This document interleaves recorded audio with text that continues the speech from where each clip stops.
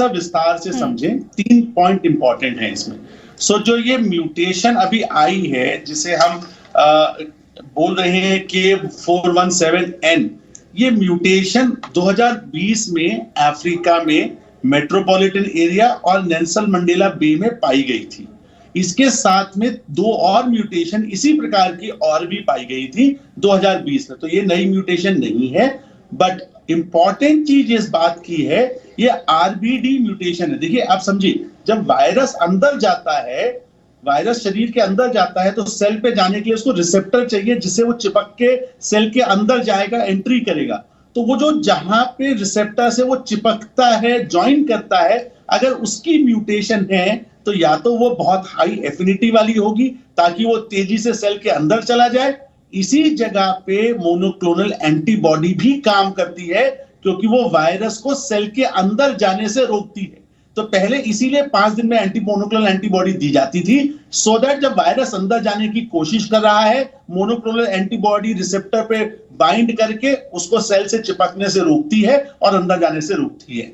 जब म्यूटेशन हो जाती है तो शायद मोनोक्लोनल एंटीबॉडी काम ना करे, बट ये हमको 6 महीने से पता है ये म्यूटेशन एग्जिस्ट करती है।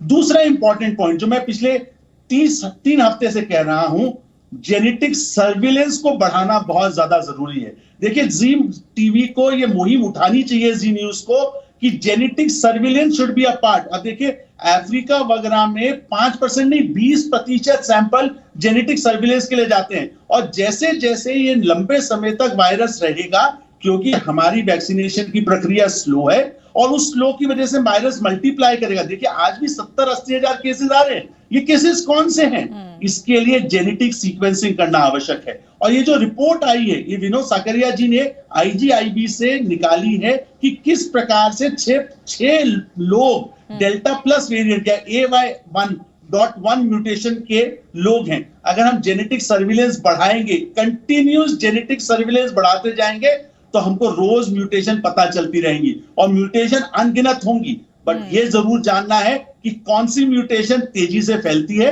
न्यूट्रलाइजिंग एंटीबॉडी, जिसे हमें प्रतिरोधक क्षमता थी शरीर को, वो उसको चकमा दे सकती है, मात दे सकती है। वैक्सीनेशन को कौन सी म्यूटेशन मात दे सकती है, उसी के अनुसार लॉकडाउन और अनलॉकडाउन होगा। देखिए, अब बहुत स्मार्ट स्ट्रैटेजी है। जेनेटिक सर्विलेंस करिए, लॉकडाउन अनलॉकडाउन खोलिए।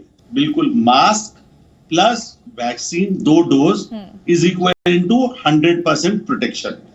मास्क कहीं नहीं जा रहा, मास्क को आपको अपने पास रखना जरूरी है। उससे भी ज्यादा जो कोविड एप्रोप्रिएट बिहेवियर है, मेरा आपसे निवेदन है कि जो लोग इस समय कोविड एप्रोप्रिएट बिहेवियर नहीं अपना रहे, वो वायरस को दावत पे बुला रहे हैं, न्योता दे रहे हैं। More the virus multiply, more it mutates. देखिए, बिल्कुल समझ लीजिए जितने भी दर्शक हैं, वायरस मरना नहीं चाहता, वायरस जीना चाहता है।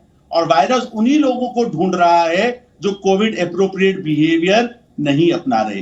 पर वैक्सीन लगवाने से यह बात पक्की होगी कि जिस प्रकार से अप्रैल के महीने में इतने सारे लोगों को जान से हाथ खोना पड़ा, वो दोबारा ना हो, आईसीयू में जाने की जरूरत ना पड़े और मृत्यु दर ना बढ़े। वैक्सीन ये इंश्योर करने में 100% काबिल है। ये बात मान के चलिए। बाकी सब चीजों को, mask plus vaccine doctor Bhargava, आपने शुरुआत में कहा कि मास्क बहुत जरूरी है, मास्क प्लस वैक्सीन होगी तभी आप सिक्योर हैं, तभी 100% प्रोटेक्शन आप माने अपने लिए। लेकिन एक आम जन जो है वो ये भी जानना चाहते हैं कि आखिर ये मास्क का जो साथ है वो कब तक और रहेगा, कब इससे निजात मिलेगी?